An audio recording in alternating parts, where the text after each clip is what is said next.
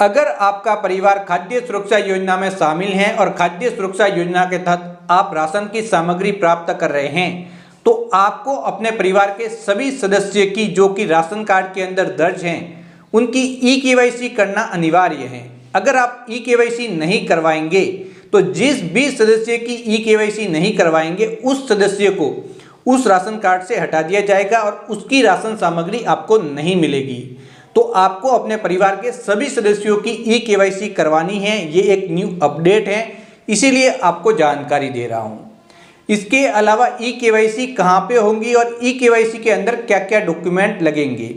तो जो आपकी ई-केवाईसी है वो वहीं पे होगी जहाँ से आप राशन की सामग्री प्राप्त कर रहे हैं, यानी कि आपकी खुद की राशन की दुकान जहाँ पे आपको राशन सामग्री प्राप्त हो रही है वहीं पे आपकी ई-केवाईसी होगी। ई-केवाईसी करने के लिए आपके पास एक तो जन आधार कार्ड मांगा जाएगा, आपका राशन कार्ड व आपका आधार कार्ड, ये सभी डॉक्यूमेंट आप लेके जाएंगे और अपनी ई-केवाईसी करवाएंगे।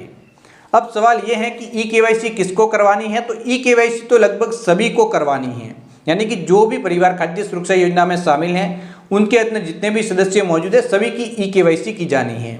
तो आपको इसके अंदर ज़्यादा परेशान होने की जरूरत नहीं है। आपको जब आप राशन की दुकान पे राशन की सामग्री लेने जाएंगे तो राशन के दुकानदार के द्वारा आपको बता दिया जाएगा कि आपके परिवार के इन सदस्यों की ई-केवाईसी पेंडिंग है या फिर पूरे परिवार की ई-केवाईसी पेंडिंग है।